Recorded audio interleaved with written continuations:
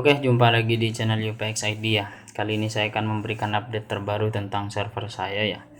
Kebetulan server ini sudah running ya. Sudah lama di sini update yang akan saya berikan yaitu tentang performa dan penggunaan ya.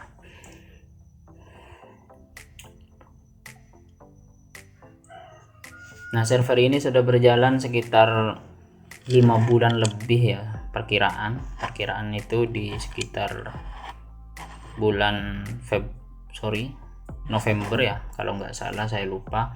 Jadi server ini saya buat sebagai home server. Yang pertama yaitu SMB atau Samba, yang kedua itu sebagai file server yang bisa saya akses dari luar. Nah, untuk performa server ini sudah sangat mumpuni ya untuk dengan kebutuhan saya. Hanya saja ada beberapa, mungkin bukan kekurangan, namun beberapa fitur yang terbatas ya karena bawaan dari server ini atau mini PC ini.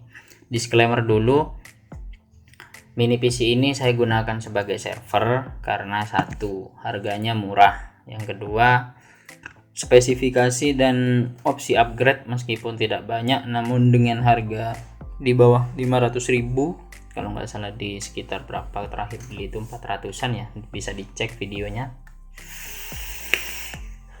Server ini sangat mumpuni ya karena dengan interface sudah gigabit. Nah, antar link seperti ini sudah 1 Gbps, kemudian di server sendiri juga 1 Gbps, kemudian RAM bisa di-upgrade dan SSD. Nah, kekurangan yang saya alami pada server ini yaitu hanya satu ya, yaitu di storage. Karena bawaan storage-nya ini di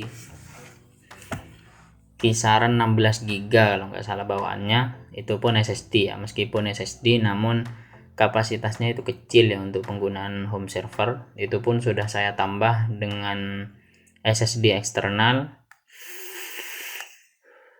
namun menggunakan USB atau SSD eksternal menggunakan USB. Kenapa tidak pakai harddisk? Karena awalnya itu saya ngejar performa ya. Performanya di sini yaitu karena SSD jadi cepet, namun kekurangannya yaitu pada server ini sendiri tidak ada port SATA ya. Port SATA yang 6 Gbps itu bisa meningkatkan performa ya, atau memaksimalkan performa SSD tersebut. Namun untuk penggunaan saya di rumah ya, untuk SSD ini atau server ini sudah sangat mumpuni ya. Di sini saya contoh copy satu file dengan ukuran 300 MB itu berjalan dengan mulus ya, di kisaran ya setidaknya di 100-an Mbps atau di kisaran kurang lebihnya fast Ethernet bisa 200 Mbps karena ini bottleneck adanya bukan di servernya namun di port USB yang digunakan.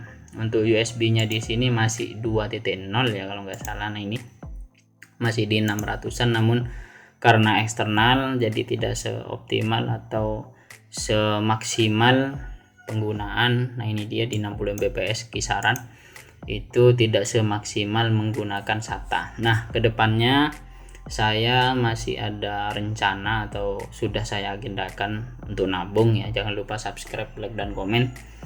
Jangan lupa donate juga di bawah jika teman-teman ingin update terbaru tentang server saya. Nah, itu akan saya update atau saya upgrade SSD-nya di atas 100 GB ya kalau bisa, karena untuk SSD-nya di sini kebetulan bukan SSD pada umumnya, namun SSD ini masih yang generasi lama, yaitu di SSD M-SATA yang half size ya, atau yang setengah ukuran ya, yang kecil, yang bautnya itu kanan kiri. Ini M-SATA ya, bukan M-SATA SSD yang biasa, namun yang half size atau setengah ukuran yang kecil. Kalau yang biasa itu panjang ya. Saya belinya itu kemarin itu salah ya, seperti ini ukurannya. Itu untuk di kapasitas, nah ini rencana mau beli ini. Nah, untuk yang pertama itu ada di 24 GB, ini harganya 200.000, mahal ya kebetulan kalau yang half size.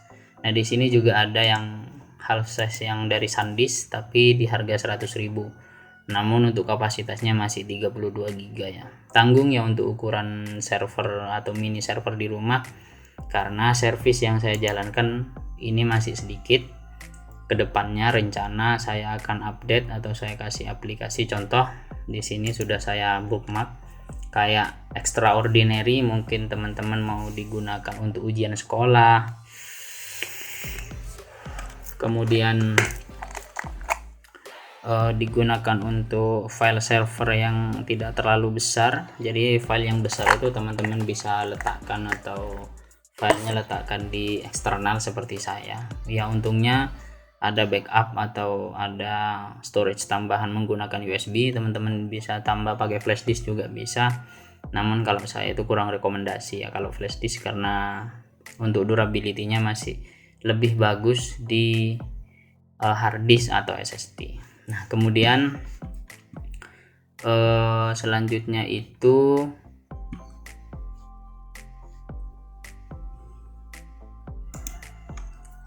untuk SATA-nya atau untuk harddisknya, ini kebetulan saya dapat di harga 422 tapi masih nabung ya.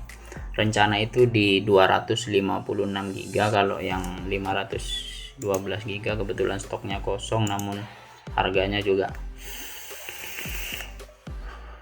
mahal ya. Ini sudah mungkin variannya atau stoknya sisa berapa, ini sisa 28, masih banyak. Jadi kedepannya tetap untuk layanan atau servis yang saya jalankan di CasaOS server rumah saya itu masih ada open speed test atau beberapa layanan yang bisa teman-teman akses, contoh kayak repo ini kalau saya akses lokal, karena lokal jadi cepat nah, tapi kalau di eksternal tergantung dari internet saya, karena saya masih pasang internet RT RW. Kemudian diisi di repo ini sudah saya bahas di video sebelumnya, teman-teman bisa download beberapa yang mungkin menurut teman-teman butuh kayak template login. Kemudian ada lagi master di sini ya. Master ini saya gunakan untuk beberapa file backup, contoh kayak ISO Windows, Debian dan lain-lain. Kemudian reset printer jika teman-teman butuh, jika menggunakan Epson bisa download di sini ya. URL-nya itu di repo ini ya, .upx.my.id, teman-teman bisa diakses dari rumah teman-teman masing-masing. Nah, kemudian layanan atau service yang ada di server ini juga lumayan ya, teman-teman bisa akses di web.upx ini .my.id. Di sini ada beberapa ya, ini panel home atau dashboard dari home server saya. Ini belum saya selesaikan edit karena ya pelan-pelan, namanya juga HTML. Ini masih menggunakan Bootstrap ya, kalau nggak salah Bootstrap. Nah, bisa dicek di sini. Nah, ini Bootstrap 3.3.5. Nah, di sini juga ada beberapa layanan yang running ya di background, contoh kayak SPMB atau sistem penerimaan murid baru.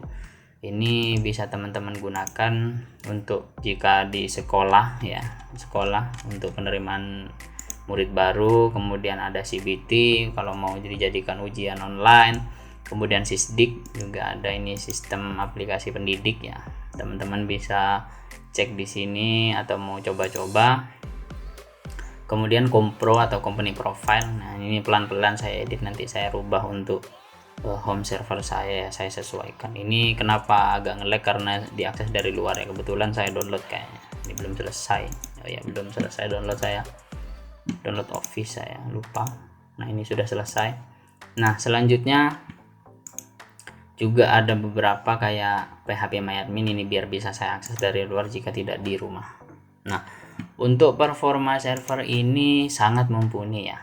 Terlebih ini masih menggunakan Debian.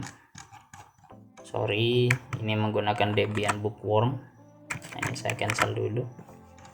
Nah, di sini menggunakan Debian Bookworm dengan basisnya itu x86 dan x64, kernelnya di versi 61032. Nah, ini baru saya update tadi malam pada saat live streaming dengan package yang terinstall banyak ya. Kenapa saya ada rencana upgrade? Karena 8 GB ini atau 16 GB ini kurang ya, kurang banyak ya. Karena teman-teman bisa lihat service yang saya jalankan masih gini-gini saja atau sedikit ya. Kemarin itu ada beberapa cuma sudah penuh ya, seperti itu. Kemudian Kenapa saya mau upgrade ke ini, karena nanti layanan contoh di sini sudah saya wishlist ya.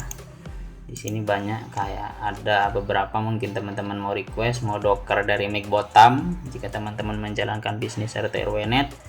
Kemudian di sini ada ya, ini untuk aset dari video Big Bear. Nah, di sini ada Micmon jika teman-teman ingin Micmon online atau offline di rumah tanpa menggunakan hosting ya, teman-teman bisa request nanti di video ya.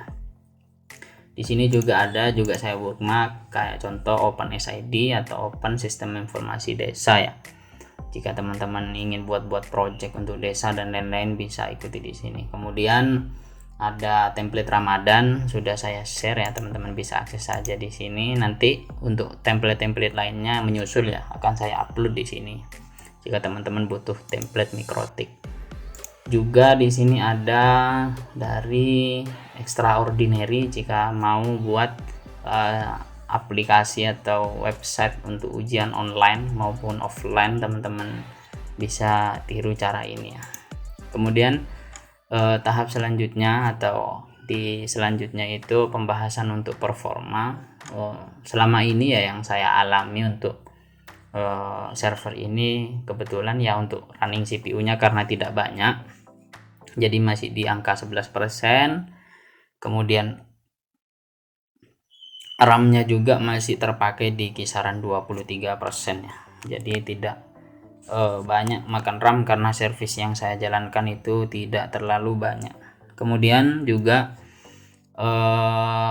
mungkin kedepannya saya juga akan install beberapa software atau mungkin teman-teman mau request kayak contoh di sini ada ArtGuard, kemudian ada Brave dan lain-lain ya. Nah, di sini juga ada Chrome atau sebelumnya saya pakai Mozilla ya, bukan Chrome di CasaOS ini karena biar bisa akses router utama yang ada di rumah saya dari luar ya, ketimbang pakai Cloudflare yang CMD itu Cloudflare yang wrap itu. Nah, saya pakai lebih prefer ini karena konfigurasinya lebih mudah. Nah, kemudian jika ingin monitoring dan lain-lain, teman-teman bisa request videonya, jika ada saya akan buatkan ya. Untuk update-nya mungkin tidak banyak ya, karena untuk performanya ya saya gunakan di sini tadi teman-teman bisa lihat untuk copy file berada di kisaran berapa MB. Kemudian untuk akses lokal, nah kenapa saya akan upgrade, karena untuk file yang memang harus saya copy dengan cepat nanti saya taruh di SSD. Kemudian untuk memang file yang tidak membutuhkan kecepatan atau biar istilahnya tidak butuh cepat, maka saya taruh di hard disk atau SSD eksternal ini ya, karena terkendala di USB nya karena kecepatannya itu tidak optimal di USB seperti itu. Untuk kecepatan lokal videonya juga sudah saya buat, ini untuk kecepatan lokal di mini PC saya, karena antar link dari komputer ke Mikrotik, dari Mikrotik ke server itu sudah gigabit ya. Jadi jangan diragukan lagi untuk copy file ketimbang fast Ethernet, lebih cepat di gigabit ya untuk kopinya ya. Mungkin seperti itu ya. Jika teman-teman butuh video apa silahkan request. Jangan lupa like, komen, dan subscribe ya. Nah, ini dia untuk performanya. Teman-teman bisa lihat sendiri nanti jika butuh saya buatkan video. Mungkin seperti itu saja, kurang lebihnya mohon maaf ya. Terima kasih, sampai jumpa di video selanjutnya ya. Bye bye.